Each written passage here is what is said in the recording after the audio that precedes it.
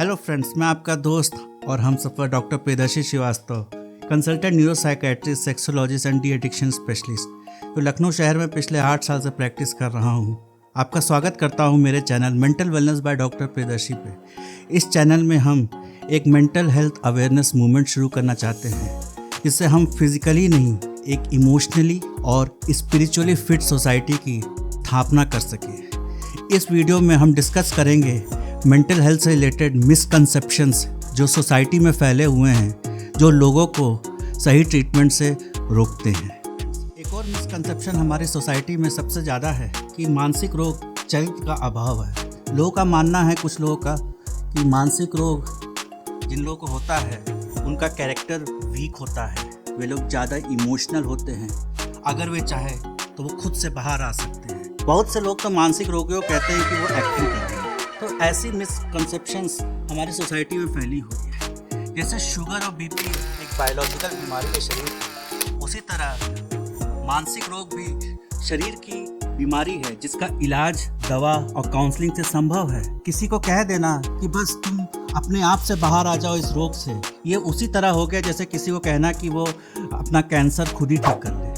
बहुत से लोग irrespective of their educational qualification, वो लोग मानते हैं कि मानसिक रोग किसी ऊपरी ताकत का असर है। कोई कहता है ये ग्रह नक्षत्रों का दोष है, कोई कहता है कि किसी दूसरे आदमी ने काला जादू किया है, कोई कहता है किसी आत्मा का साया है, भूत प्रेत का साया है। तो आदमी ना जाने कितने ही मंदिर मजार के चक्कर लगाते रहता है, और बिल्कुल जब सब जगह थक हार जाता है तब अंत में सालों चक्कर लगाने के बाद डॉक्टर के पास आता है, और तब तक बहुत से केस बिगड़ जाते हैं। एक और मिसकंसेप्शन हमारी सोसाइटी में है कि लड़के या लड़की की शादी कर दो तो उनका मानसिक रोग ठीक हो जाएगा, उन पर जिम्मेदारियां आएंगी तो उनका टेंशन सब खत्म हो जाएगा। स्टडीज़ के हिसाब से 75% लोगों को मानसिक रोग के सिम्टम्स 24 साल की उम्र से पहले ही आने लगते हैं। इसका मतलब ये है कि मेंटल इलनेस यंग एज की इलनेस है। ये मोस्ट कॉमनली यंग एज में ही मैनिफेस्ट कर जाती है। तो इसके साथ प्रॉब्लम ये होती है कि पेशेंट को अगर दवा खा रहा है, दवा से ठीक है, और उसको शादी करनी होती है, तो घर वाले दूसरी साइड को बताने से डरते हैं कि उनके लड़के या लड़की को मानसिक रोग है। तो बहुत बार होता है उनको बिना बताए शादी कर देते हैं। शादी करने के बाद दवाएं बंद हो जाती हैं, और शादी खुद ही एक स्ट्रेस है पेशेंट के लिए। तो इन लोगों की मेंटल इलनेस और बढ़ जाती है, जिससे ये लोग और परेशान हो जाते हैं। एक और धारणा लोगों में है कि मानसिक रोग बहुत रेयर है, जबकि WHO के हिसाब से दुनिया में हर 5 में से 1 व्यक्ति लाइफ में कभी ना कभी मानसिक रोग के थ्रू जाएगा। इसका मतलब ये है कि अगर आपकी फैमिली में 5 मेंबर्स हैं तो आपका कोई भी फैमिली मेंबर्स अपने पूरे लाइफ टाइम में कभी ना कभी किसी मानसिक रोग के थ्रू गुजरेगा। हम लोग को ये बीमारी रेयर इसलिए लगती है कि लोग अपनी मानसिक दिक्कतें लोगों से शेयर नहीं करते हैं, क्योंकि सोसाइटी में स्टिग्मा ऐसा है। अगर वो वर्क प्लेस पे शेयर करेंगे तो शायद उनकी नौकरी चली जाए। लोग अगर शादी से पहले अपने मानसिक रोग के बारे में शेयर करेंगे तो उनकी शादी ही टूट जाए। तो सोसाइटी में इतना स्टिग्मा रहता है कि हमारे आसपास इतने लोग मानसिक रोग से पीड़ित घूम रहे होते हैं और हमें पता नहीं होता है, और हम सोचते हैं कि हर आदमी मुस्कुरा रहा है, खुश है और कोई प्रॉब्लम नहीं है। तो वो सोच देख के हम पहचान नहीं पाते हैं मानसिक रोग। कितनी बार होता है पेशेंट जब सुसाइड अटेम्प्ट करता है या सुसाइड के कारण उसकी डेथ हो जाती है, तब हमें पता चलता है कि इन लोगों को कोई मानसिक रोग है, और तब तक बहुत लेट हो चुका होता है। लोगों में ऐसी धारणा है कि मानसिक रोग स्ट्रेस से आता है। एक बार स्ट्रेस कम हो जाएगा या चला जाएगा तो ये अपने आप ठीक हो जाएगा। फ्रेंड्स, लाइफ में हर आदमी को स्ट्रेस आता है, लाइफ सबका इम्तिहान देती है, पर हर आदमी मानसिक रोग डेवलप नहीं करता है। जो लोग को मानसिक रोग डेवलप करना होता है, उन लोगों की डिफेंस मैकेनिज्म्स इमेच्योर होती हैं। वो स्ट्रेस से डील करने की जो उनकी कैपेबिलिटी है वो उतनी अच्छी नहीं होती है जितनी आम आदमी की होती है, और वो लोग बायोलॉजिकली ससेप्टेबल होते हैं मानसिक रोग डेवलप करने के लिए। मैंने अपनी प्रैक्टिस में देखा है कि अधिकांश लोगों में मानसिक रोग जो डेवलप हुआ है वो धीरे धीरे डेवलप हुआ है और बिना किसी स्ट्रेसर के डेवलप हो जाता है, क्योंकि ये एक बायोलॉजिकल बीमारी है। इसलिए अगर आपको मानना है कि स्ट्रेस खत्म होने के बाद मानसिक रोग ठीक हो जाएगा, ये गलत एक बहुत कॉमन मिसकंसेप्शन है हमारी सोसाइटी में कि बच्चों को मानसिक रोग नहीं होता। स्टडीज़ में देखा गया है कि जिन लोगों को मानसिक रोग डेवलप होता है उनमें 14 साल की उम्र से पहले 50% लोगों में सिम्टम्स आने लगते हैं। इसलिए आपको अगर आपके बच्चे में कोई सडन बिहेवियर चेंज दिख रहा है तो आप उसे नज़रअंदाज ना करें, क्योंकि बच्चे अपने मन की बात ठीक से बता नहीं पाते हैं और उनके साथ अगर कोई अनहोनी घटी हो या वो डिप्रेशन में जा रहे हैं तो वो एक साइकियाट्रिस्ट अच्छी तरह से डिटेक्ट कर सकता है, जो आप और हम शायद ना डिटेक्ट कर सकें। छोटे बच्चों में ADHD और डिसलेक्सिया की प्रॉब्लम्स भी बहुत कॉमन है, जिसके कारण उनका एकेडमिक डिफिकल्टी फेस करनी पड़ती है, वो पढ़ाई में कमज़ोर हो जाते हैं। तो हमें जो भी बच्चा पढ़ाई में कमज़ोर है उससे सब्र से काम आना चाहिए और उसको इवैल्यूएशन हमें ज़रूर कराना चाहिए कि कहीं ऐसा तो नहीं है कि उसे रीडिंग डिफ़िकल्टी या लर्निंग डिसऑर्डर है जिसके कारण वो चीज़ें पढ़ नहीं पा रहा है या मैथमेटिक्स समझ नहीं पा रहा है। स्कूल में योगा और मेडिटेशन ज़रूर होना चाहिए, क्योंकि ये हमें एक पॉजिटिव मेंटल हेल्थ की ओर ले जाएगा और हमारे बच्चों को स्ट्रेस से कैसे डील करने के लिए बेटर कॉपिंग टेक्निक्स मिलेंगी। एडोलेसेंट्स में अगर मूड स्विंग्स हो रहे हैं या ऑपोजिशनल बिहेवियर है, मतलब वो आपकी बातें नहीं मानता है, तो कुछ हद तक ये हार्मोनल चेंजेस के कारण नॉर्मल माना जाता है। पर जब ये उनकी फंक्शनिंग को अफेक्ट करता है या बहुत ज़्यादा बुरा प्रभाव डालता है रिलेशनशिप्स पे, पेरेंट्स से या फ्रेंड्स के रिलेशनशिप में, तो हमें ज़रूर से साइकियाट्रिस्ट के पास जाना चाहिए। पेरेंटिंग भी बहुत इम्पोर्टेंट है। अगर आपकी पेरेंटिंग बहुत ज़्यादा लीनियंट है तब भी बच्चा बिगड़ सकता है। अगर आपकी पेरेंटिंग बहुत स्ट्रिक्ट है तो वैसी कंडीशन में भी बच्चे की मानसिक डेवलपमेंट पे विपरीत असर पड़ सकता है, तो इसका पेरेंट्स को बहुत अधिक ख्याल रखना चाहिए। सबसे हैरानी की बात यह है कि बहुत से लोग मानते हैं कि मानसिक रोग का कोई इलाज नहीं है। लोग कहते हैं कि लोग किसी का स्वभाव, किसी का बिहेवियर आप बदल सकते हैं। बिल्कुल नहीं बदल सकते, वो वैसे ही रहता है। पर पिछले 50-60 साल में जितनी भी स्टडीज़ हुई हैं, साइंटिफिक स्टडीज़, उनमें पाया गया है कि हमारे इमोशंस, हमारी भावनाएं, हमारा व्यवहार, ये सब हमारे माइंड में न्यूरोट्रांसमीटर्स द्वारा कंट्रोल होता है। और अगर हम दवा देंगे तो ये न्यूरोट्रांसमीटर जो इम्बैलेंस होता है, जिसके कारण हमें मानसिक रोग डेवलप होता है, इरिटेबिलिटी आ जाती है, चिड़चिड़ापन आ जाता है या मन में उदासी हो जाती है, बिल्कुल हम इसे जड़ से ठीक कर सकते हैं। इसलिए ये जो लोगों का मानना है कि मानसिक रोग ठीक नहीं हो सकता, ये एक बहुत बड़ी भ्रांति है। हजारों ड्रग के ट्रायल्स हो चुके हैं और ये प्रूव कर चुके हैं कि ये दवाएं मानसिक रोग को बहुत अच्छी तरह से कंट्रोल करती हैं। अधिकांश लोग साइकियाट्रिस्ट के पास जाने से इसलिए डरते हैं क्योंकि उन्हें लगता है कि एक बार उनकी दवा शुरू हो जाएगी तो उन्हें ज़िंदगी भर दवाएं खानी पड़ेंगी। लेकिन साइकियाट्री में जो मोस्ट कॉमन डिसऑर्डर्स हैं, जैसे एंग्जाइटी डिसऑर्डर हो गया, स्ट्रेस रिएक्शन हो गया, डिप्रेशन हो गया और बाइपोलर डिसऑर्डर भी हो गया, ये डिसऑर्डर्स हमारे बॉडी में झोंकों में आते हैं, कुछ महीने तक रहते हैं और ट्रीटमेंट से ठीक हो जाते हैं। उसके बाद दवाएं भी बंद हो जाती हैं। पर रेयरली, जैसे स्किज़ोफ्रेनिया हो गया, डिस्थाइमिया हो गया, एडिक्शन हो गया, पर्सनालिटी डिसऑर्डर हो गया, इन सब डिसऑर्डर्स में शायद ज़िंदगी भर दवा चलती रहे। तो हर पेशेंट में ज़िंदगी भर दवा नहीं चलती है और इसमें काउंसलिंग का बहुत इम्पोर्टेंट रोल है। काउंसलिंग से हम पेशेंट को स्ट्रेस से डील करने के लिए बेटर कोपिंग मैकेनिज़म्स सिखाते हैं और उसे हेल्प करते हैं कि वो अपने इंटरनल कॉन्फ्लिक्ट सॉल्व कर सके, जिससे उसकी मेंटल हेल्थ, जो पॉजिटिव मेंटल हेल्थ बनी रहे और वो लाइफ में आने वाले जितने भी स्ट्रेसेस हैं उसको सही तरह से झेल पाए।